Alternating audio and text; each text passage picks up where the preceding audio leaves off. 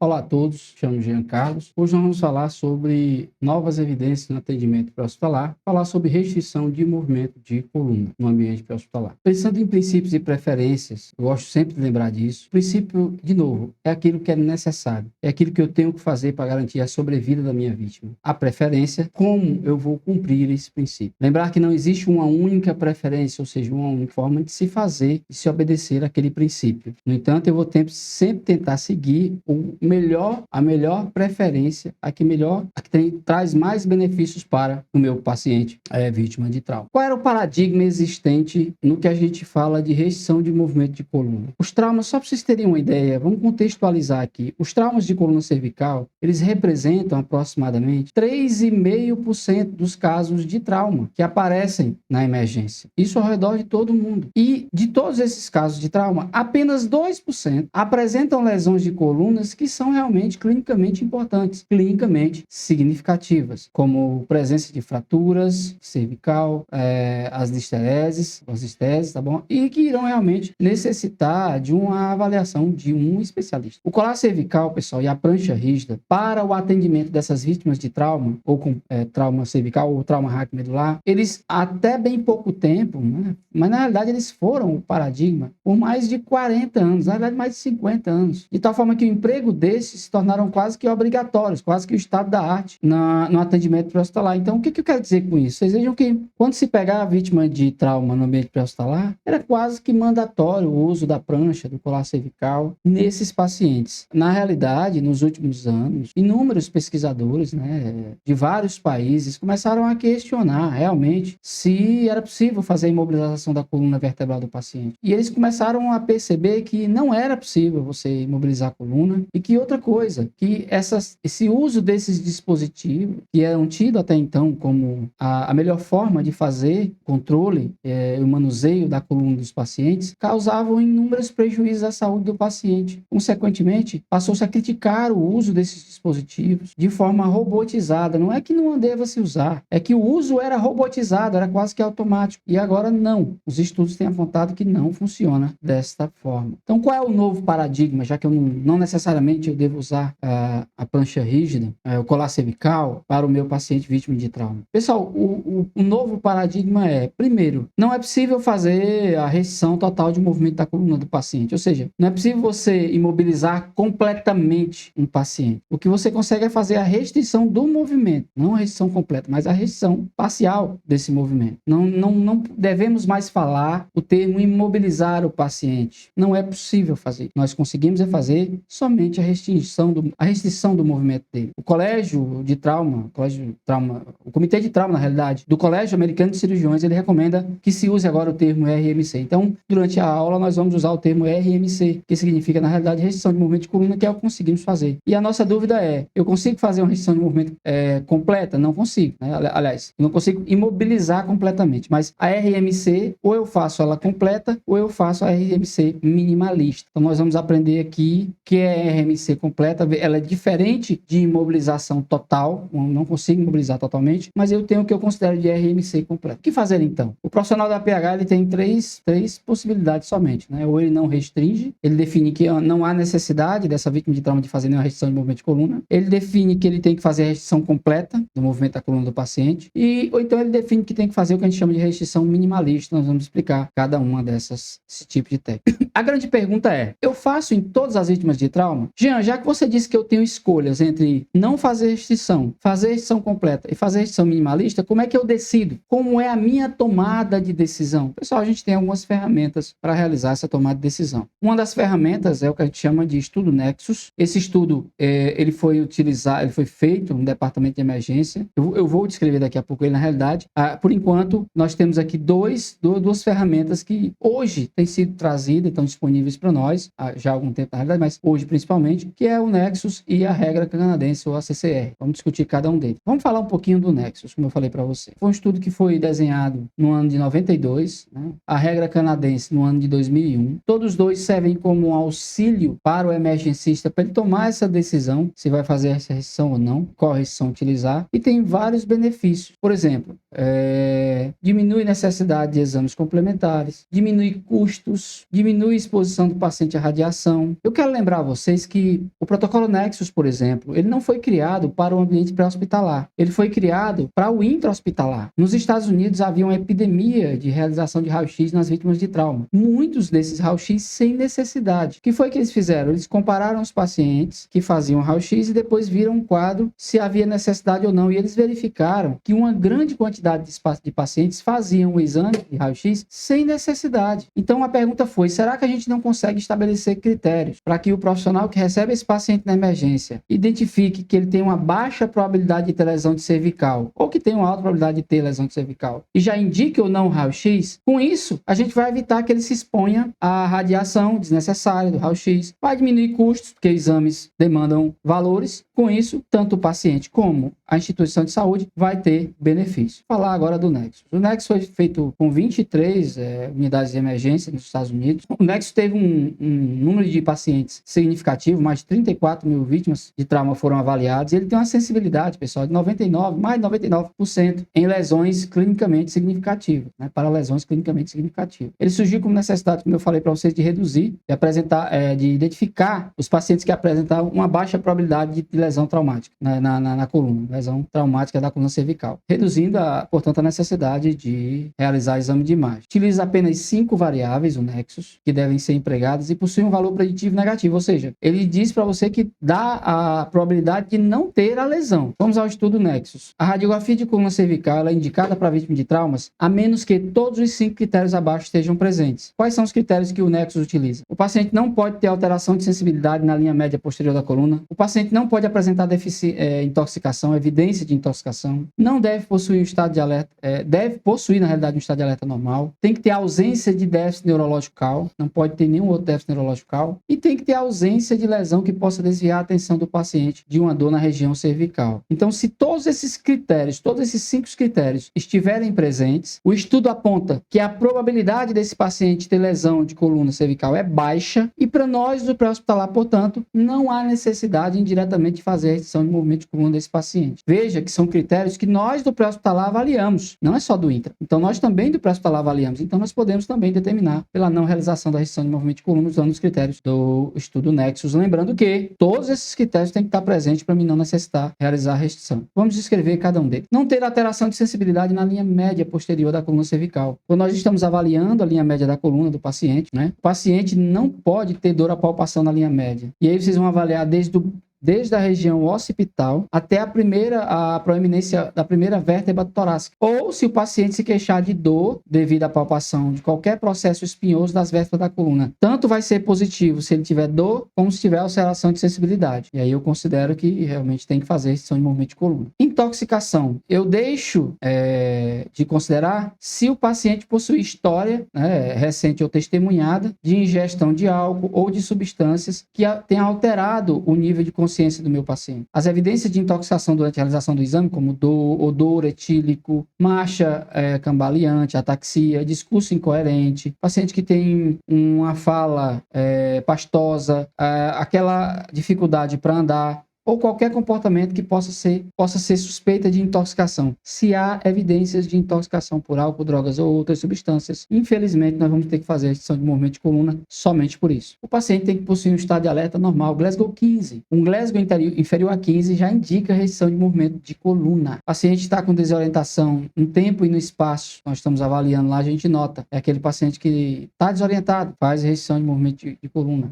Outros sinais são inabilidade de conseguir lembrar de 3 objetos no período de 5 minutos. Isso aqui são critérios, pessoal, que o estudo fez, tá bom? Resposta não atentada, inadequada a estímulo externo, entre outros achados. Então, o estudo aponta isso aí como critérios na questão do estado de alerta normal. No fundo, aquele teu paciente que está com Glasgow menor do que 15 ou confuso, ele não está confuso, né? Menor do que 15 está confuso. Ausência de déficit neurológico focal. A presença de déficit focal ou qualquer achado neurológico focal já indica alteração. Então, o paciente tem alguma alteração motora, como formigamento, parestesia, ou sensorial, ou tem perda de movimento, plegia, ou alterações na visão e da fala, ou na fala, são alterações focais, que se não forem por intoxicação ou por outro quadro, indicam sim necessidade de restrição de movimento de coluna. O quinto aspecto da regra Nexus, a ausência de lesão que possa desviar a atenção do paciente. Não existe uma definição precisa do que é uma lesão que desvia a atenção do paciente. Isso é muito subjetivo. Mas via de regra, pessoal, são lesões importantes, são lesões que causam distração para o paciente quando eu avalio ele. Geralmente são fraturas de ossos longos, lesão de vísceras com indicação cirúrgica, são lacerações ou amputações, lesão por esmagamento, queimadura extensa, ou qualquer outra lesão que você avalie e diga, não, aqui qualquer pergunta que eu fizer ele não vai me responder de forma adequada por conta da dor que ele está sentindo, por conta da lesão, do que a lesão provoca nele, do comprometimento funcional agudo que essa lesão traz. Uma vez que nós trabalhamos no Nexus, vamos falar agora da regra canadense.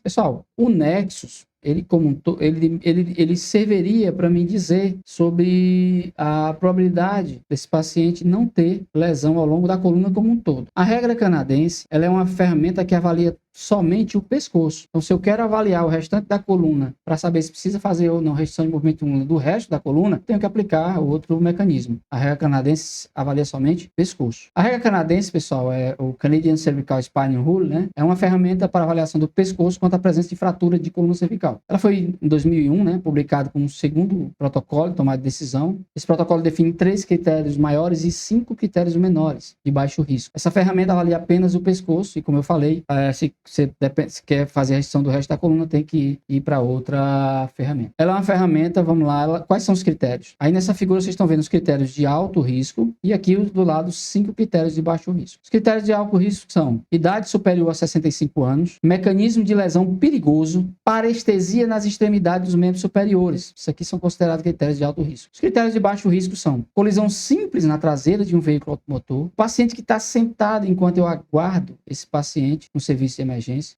atraso no aparecimento da dor na região média do pescoço, ausência de alteração de sensibilidade na linha média posterior do pescoço, não tem alteração, capacidade de rodar ativamente o pescoço, são critérios menores de baixo risco. Vamos descrever quando você pode aplicar a regra canadense, cada um desses critérios. Pessoal, eu só posso aplicar o CCR quando o paciente com suspeita de trauma esteja alerta. O Glasgow dele tem que estar 15. Outra limitação da CCR. A CCR, além de avaliar somente a região do pescoço, coluna relativa ao pescoço, ela também só serve para vítima de trauma quando a vítima está Glasgow 15. É outra limitação. Outra coisa, a regra canadense só deve ser aplicada em pacientes estáveis. Uma sistólica maior do que 90, não pode estar hipotenso, e sem dispneia, frequência respiratória de 10 e 24 ali, que é outra limitação. Tem outros fatores de exclusão que impedem a aplicação desse protocolo. Aquilo que eu falei há pouco tempo para vocês é porque o estudo foi feito baseado naquilo. A presença de trauma penetrante não vai aplicar a regra canadense. Paciente com idade inferior a 16 anos não foi feito, o estudo não foi feito com esse público-alvo. Gestantes também. Pacientes com lesões menores, não precisa. E uma pontuação inferior a 15 na escala de Coleman de Glasgow, eu já falei. E assim, pessoal, é uma coisa interessante. Vocês não vão utilizar a regra canadense quando o tempo do evento, tá certo? Quando o tempo passado do evento for superior a 48 horas. Quando o paciente tiver uma paralisia aguda, tiver a presença de uma doença espinhal conhecida como espondilite anquilosante, artrite, estenose ou antecedente de cirurgia de coluna. Veja que ela tem uma série de limitações, né? Para você não sair aplicando a escala aí, a regra, sem conhecer as indicações. Pessoal, um fluxogramazinho bem simples aqui para a gente lembrar da aplicação dessa regra. Tem algum fator de risco que dite a realização de exame de radiografia convencional? Quais são? Idade superior a 65 anos é um critério. Por quê? Pessoal, a gente tem que lembrar que o idoso, com o tempo, eu tenho um processo de calcificação óssea diminuído, né? Eu tenho uma diminuição das vértebras. Então, o idoso, ele tende a ter aquela coluna cervical mais rígida, com o tempo, menos flexível. Então,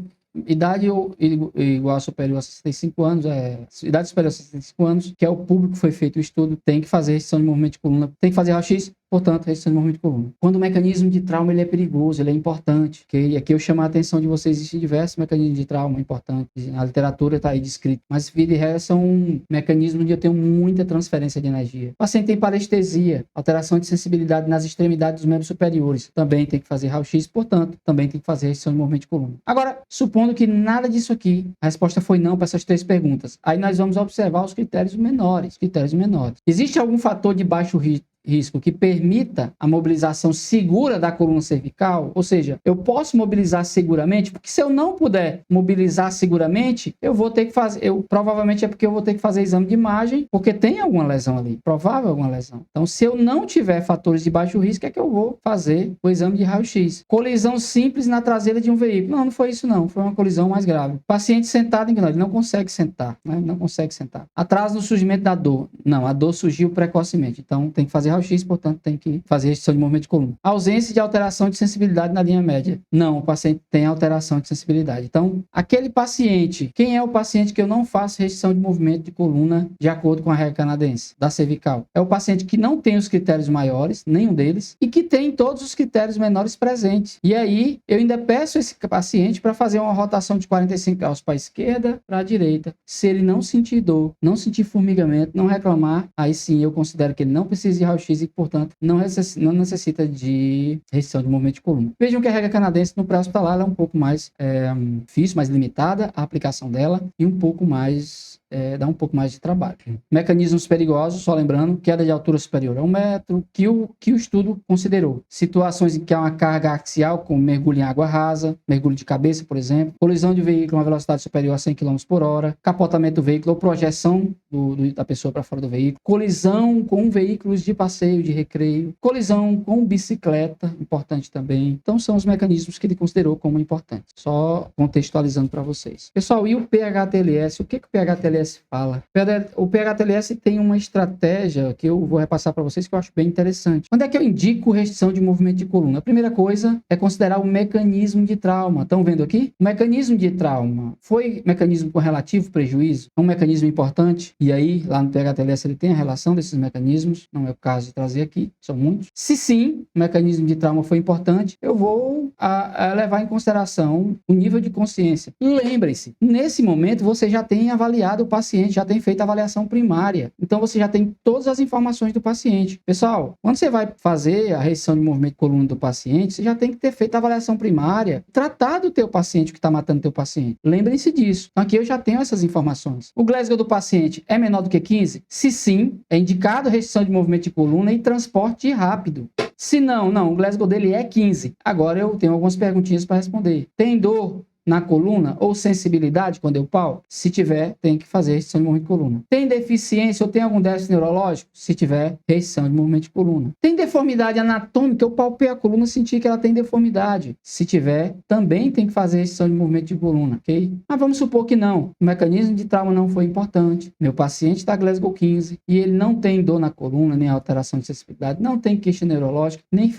tem deformidade. Aí agora eu vou verificar se ele tem intoxicação por álcool ou droga, para mim observar se aquela resposta que ele me deu à minha avaliação, algumas perguntas que eu fiz, foi fidedigna. Então, tem intoxicação por álcool ou drogas? Se tiver, a resposta dele não é confiável, pessoal. Então, tem que fazer restrição. Tem trauma? Tem alguma lesão de distração? Lembra o que eu falei? Das lesões de distração? Ok. Se tiver, também tem que fazer restrição de movimento de coluna, porque a resposta não é confiável. E uma coisa interessante, eu não consigo me comunicar com a vítima. Nesse caso, eu vou ter que fazer a restrição de movimento de coluna, porque como é que eu vou obter a resposta dela? Então, se nada disso aqui aconteceu, não, a RMC não é indicada. Então, quem é a vítima que eu não faço restrição de movimento de coluna? É aquela vítima cujo mecanismo de trauma não foi importante, e eu tenho que conhecer os mecanismos de traumas importantes. A vítima que está com Glasgow 15, não teve alteração, dor nenhuma, sensibilidade, não tem deformidade anatômica na coluna, não tem sinais de intoxicação, não tem lesão de distração, e eu consigo me comunicar bem com ela. Essa é a vítima que eu não preciso fazer RMC. Então, vejam que definir pela a não realização de RMC é mais complicado definir do que definir pela restrição, tá bom? Com isso, quer dizer que vocês não devam aplicar os algoritmos, devem sim. Aqui uma coisa fundamental, se a lesão for penetrante, vejam só, isso aqui está no PHTLS, lá, e é apontado pelos estudos. Se a lesão for penetrante na cabeça, no pescoço ou no próprio dorso, não tem indicação de restrição de movimento de coluna. Transporte rápido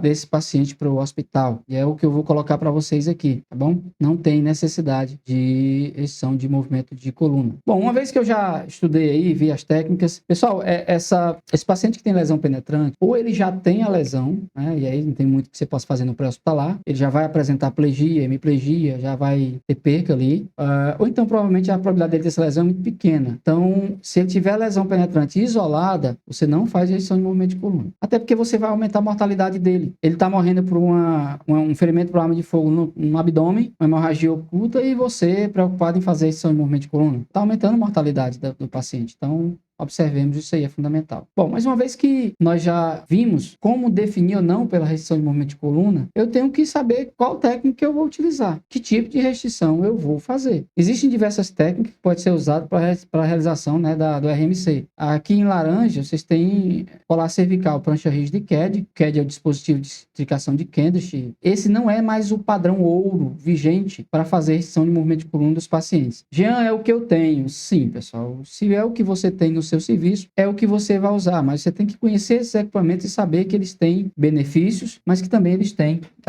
malefícios, tá bom? Hoje em dia a gente tem algumas opções como a prancha scoop, a maca vácuo, a própria maca da ambulância. A gente não faz mais pranchamento em pé, isso é proscrito, não tem benefício algum. Posso simplesmente pedir ao paciente para sentar na minha prancha, se ele está em pé, na maca da minha ambulância, por exemplo. Retirada a 90 graus, tem a autoextração assistida, e eu tenho a retirada em ângulo 0, 30 e 60 graus, se o paciente estiver no veículo, e também uma das coisas que tem sido mais trabalhada também é a transferência do APH para o intra-hospitalar. Vamos ver cada uma delas. Já vimos isso aqui, geralmente trauma penetrante não produz fratura instável. A presença de lesão, se tiver lesão neurológica, você vai avaliar com mais calma, você vai aumentar mortalidade se fizer isso aí. Então, como é que eu vou fazer RMC na prática? Inicialmente, pessoal, nós vamos sempre realizar a estabilização manual da coluna cervical, alinhando a cabeça em posição neutra quanto possível. Já vamos avaliar a resposta motora, sensorial, circulação, tudo isso do paciente a gente avaliou. Definir pela restrição de movimento de coluna, nós vimos isso. Imobilizar o tronco, né, a cabeça do paciente em dispositivo adequado em posição neutra. E proteger os braços, se necessário for. Antes de falar para vocês dos tipos de restrição, eu queria mostrar aqui os dispositivos e as limitações dele. Vocês estão vendo aqui, pessoal,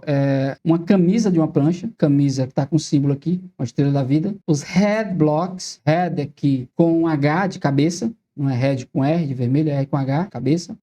Testeira e queixeira. Então, isso aqui que vai mobilizar a cabeça, fazer a restrição de movimento de coluna da cabeça do paciente. Usar estabilizadores para a cabeça, testeira na parte inferior e queixeira. Lembrando que quando o paciente é colocado, quando eu coloco head blocks, testeira e queixeira, esse paciente já é para estar com o colar cervical posicionado. Falando de colar cervical, nós temos aí um tipo de colar cervical, existem hoje diversos tipos. Esse colar cervical, como vocês estão vendo aí, ele é da marca Ambu, é um colar regulável, excelente colar, um colar cervical rígido. Só que o uso dele não tem eficácia isolado. Com esse colar, ele limita a flexão, pessoal, em 90%, mas o paciente ainda consegue ter uma flexão, ele consegue fletir ainda. A extensão e a inclinação da rotação consegue ali diminuir em quase 50%. Tem alguns colares que diminuem mais, outros menos. E alguns estudos apontam que o colar cervical ele pode causar aumento de pressão intracraniana de até 4,5 mm de mercúrio. Agora sim, pessoal, não diz que vai aumentar, diz que pode aumentar em até. Então observe o uso do colar cervical também. Tem que ser indicado da forma correta e tem que ser aplicado da forma correta, ok? Mas naqueles pacientes com TCE grave, por exemplo, lembrar que alguns colares cervicais, geralmente, eles podem realmente causar aumento de pressão intracraniana. Pode ser prejudicial. O único objetivo, pessoal, se for pensar mesmo, o único objetivo do colar cervical é proteger a coluna da compressão ao longo da coluna, do eixo da coluna. Uma vez que você ainda consegue ter uma boa mobilidade lateral. Eu trouxe para vocês aí um equipamento que é recente. Esse colar é o colar cervical Lubo, ou colar cervical israelense. Ele é um colar que ele é compatível com raio-x, tomografia, ressonância, então o paciente pode ir com eles para dentro desses dispositivos. E ele tem uma grande vantagem. Não sei se dá para observar aqui, essa pecinha aqui, ela tem um ângulo, ela é para colocar no ângulo da mandíbula, bilateralmente, obviamente. E aí você consegue, além de colocar o colar e fazer a extensão do movimento da cervical dele, você consegue anteriorizar a mandíbula nas vítimas que têm indicação de anteriorização de mandíbula. Ele é ótimo para o gerenciamento da via aérea, uma vez que vocês veem que está tudo aberto aqui, né? A via aérea do paciente está toda aberta, por exemplo, na intubação, ele é ótimo. Ele imobiliza a coluna em 6 pontos de contato, todos fora do pescoço. Então, em tese, ele não causa aumento de pressão ao longo das veias artérias do pescoço, portanto, ele não aumenta a pressão intracraniana, já que a principal causa de aumento de pressão intracraniana nos colares cervicais é que eles se apoiam e apertam as regiões do pescoço. Então, é um colar excelente. Nós temos outro colar, esse colar aí é o chamado X-colar, ou X-colar. É X porque, como vocês podem ver aqui, essas tiretas amarelas e azuis, elas se cruzam formando um X. Pessoal, esse colar cervical ele imobiliza a coluna para a fixação da cabeça ao tronco, vai desde C1 até abaixo de C7. Olha aqui, ele pega uma região maior. Os outros colares cervicais, eles se apoiam basicamente aqui na cervical, e eles não pegam uma região grande da coluna. Esse aqui não, ele pega uma extensão maior da coluna, então ele apoia melhor, ele pega uma área maior da coluna cervical. Esse sistema de imobilização, pessoal, ele utiliza ajustes laterais e verticais para obter um ajuste melhor. E ele serve tanto para todo tipo de paciente. Então, você tem um colar que vai para pacientes desde 9 kg até 160 kg. Então, diferente, por exemplo, do colar cervical regulável da Ambu ou da maioria dos colares cervicais que a gente tem tamanhos variados, aqui eu tenho um único colar cervical que se ajusta a uma ampla categoria de pacientes. Então, é um colar muito bom. Ele é para ser descartável, infelizmente, é uma das limitações que ele tem, mas quem usa gosta bastante do dispositivo.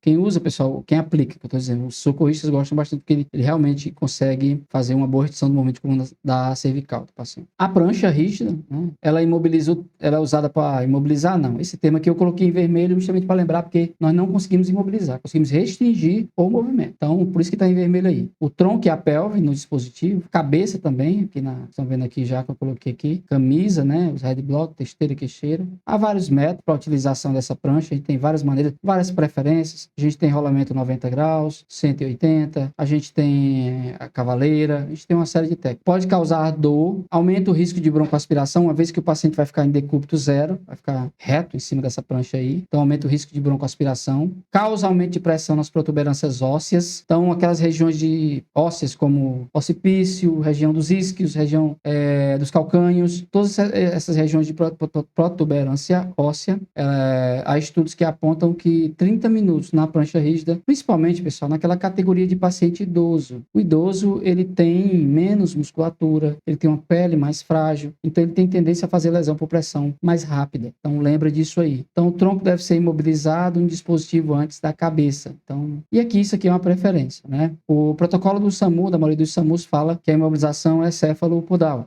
O PHTLS orienta dessa forma aqui. Primeiro tronco, depois cabeça, por último quadril, por último as pernas. Tronco, né? Cabeça, depois perna. Ele pode causar comprometimento respiratório, dor, claustrofobia. Inclusive, o próprio colar cervical pode fazer com que o paciente fique claustrofóbico. Não deve ser utilizada para transporte. Olha, isso aqui é fundamental. A prancha rígida, ela não é um dispositivo de transporte, pessoal. É um dispositivo de remoção para tirar o paciente do local onde ele se encontra e colocar na nossa maca, na maca da ambulância. Já, mas a gente usa como dispositivo de transporte. É um uso inadequado. É um dispositivo de remoção e não de transporte. Como um dispositivo novo, a gente espera que apareça cada vez mais nos serviços de emergência, nós temos a maca Scoop, ou maca tipo concha. Um dispositivo inventado em 1943, né, por americanos, aí, por Wallace Robinson, né, americano. Hoje, a grande maioria é de plástico, porque o metal ele esfria bastante. Lembrar que a nossa vítima de trauma ela tende a fazer hipotermia. Ele é articulável, então ele se divide em duas partes, e ele permite que o paciente seja retirado do local sem precisar fazer rolamentos. Com ela, eu não preciso ficar rolando 90, 180 graus o paciente, não. Eu separo as duas partes dela, eu visto o paciente com elas. Permite peso entre 160 a 300, isso aqui vai depender do fabricante. Quando fechada, ela é também articulável. Nessa região aqui,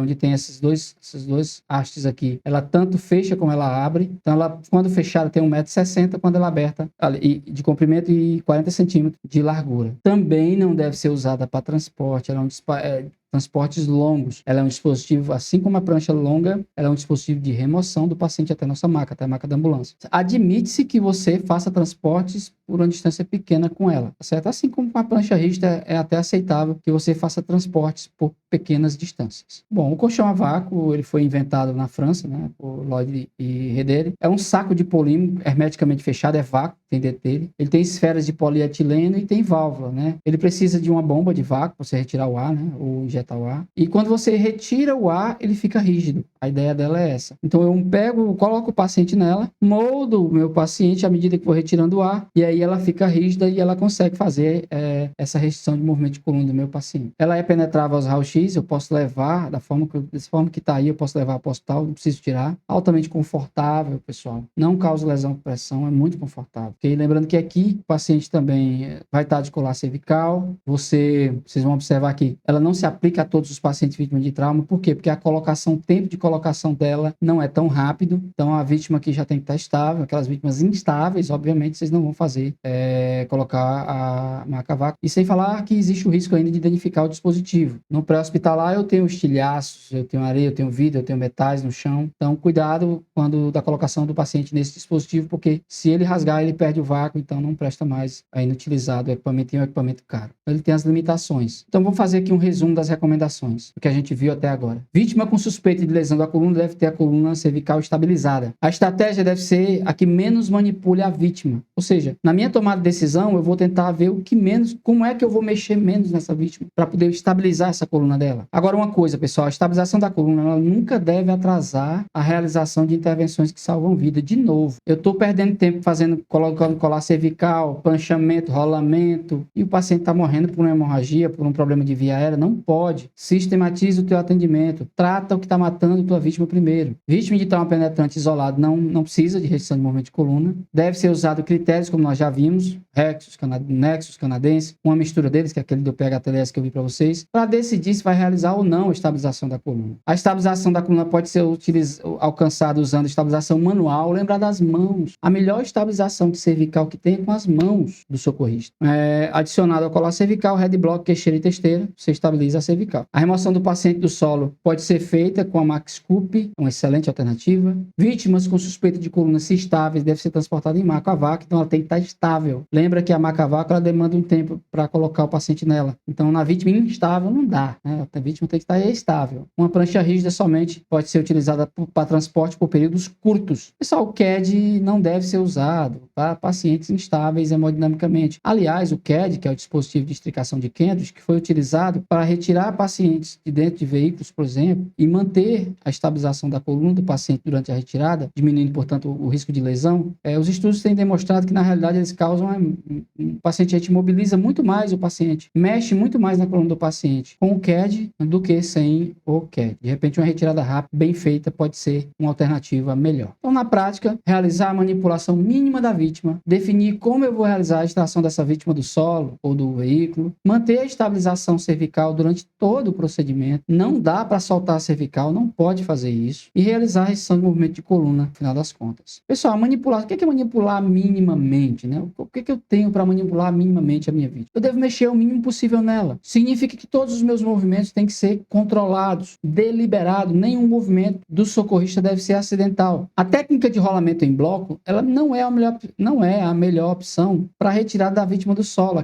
O rolamento 90, 180, não é. Por quê? Porque eu mexo muito na minha vítima. E se o princípio é mexer o mínimo possível, eu já estou quebrando o princípio. Então, o rolamento 90, 180 não é a melhor técnica. A melhor técnica seria elevar em bloco, a famosa cavaleira, onde eu elevo o meu paciente como um todo e deslizo a prancha por baixo dele, ou a MaxCup, né, para levantar a vítima. São opções excelentes. Aí você diz, mas por que a gente não faz então a elevação a cavaleira em todo o paciente? Eu não vejo o SAMU fazendo. É uma técnica que tem que ser muito bem treinada, é uma técnica que eu preciso de um número de socorristas maior, preciso de no mínimo 4 a 5 socorristas para fazer essa técnica. Então, o número limitado de socorristas, bem como a falta de treinamento em equipe, faz com que a técnica de elevação em bloco, a cavaleira, não seja tão utilizada, mas vejam que em termos de mobilização, ela mexe muito menos no paciente do que o rolamento em bloco. Tipos de retirada. Se eu for fazer retirada veicular do paciente, eu tenho a retirada imediata, é aquela em que existe um risco imediato à vida em razão do estado clínico. O paciente está em parada cardíaca dentro do carro, não tem conversa. Retirada imediata, não tem restrição de movimento de coluna aqui. A retirada rápida, em que o estado clínico da vítima é grave ou está piorando, a vítima está instável, em que eu vou manter a estabilização da cervical o máximo que eu puder, vou fazer pequenas intervenções no veículo, como colocar um oxigênio, aplicar um torniquete, colocar um colar cervical,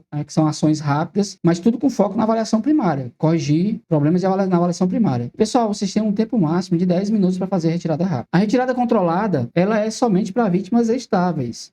Aqui, como eu tenho tempo maior, deve ser feito de 20 minutos, né, como um tempo total de atendimento. Vocês estão, aqui é 20 minutos considerando inclusive o tempo de atendimento, né? 20 minutos para tirar ela do carro, não. Assim como lá é 10 minutos para fazer a retirada rápida e atender o paciente, né? 10 minutos para tirar o paciente do carro, não. Aqui na controlada eu devo priorizar o manuseio suave da vítima, manter a movimentação o mínimo possível, eu tenho mais tempo. Retirar preferencialmente ao longo do eixo da coluna do paciente, evitando rotações, já que eu tenho mais tempo. Realizar a avaliação e reavaliação constante da vítima. Isso aqui é um princípio, deve sempre ser feito. Pessoal, e a última é a autoextração assistida. Bom, ela não é tão comum, porque geralmente as nossas vítimas de trauma Se elas estão bem, elas não esperam um socorrista para poder sair do veículo, mas vamos descrever ela aqui. Ela está na literatura. A auscultação assistida é para a vítima estável, consciente e que não está presa no veículo. Ou seja, essa vítima não vai esperar a gente, mas se esperar, vamos lá. Ela é assistida porque ela é orientada por um profissional que deve orientar como essa vítima deve sair de forma segura desse veículo. A vítima sai do veículo por seus próprios meios, né? Mas orientada. Ela deve estar sentada, calma, cooperativa, compreender todas as minhas orientações e não ter nenhuma lesão, como por exemplo uma fratura que vai impedir a saída dela do veículo. Lesões com as quatro... o veículo tem que estar bem preso, assim, bem as quatro rodas no chão, e tem que estar estabilizado, porque se correr o risco do veículo descer ou subir, existe um risco grande dessa vítima sofrer outro trauma.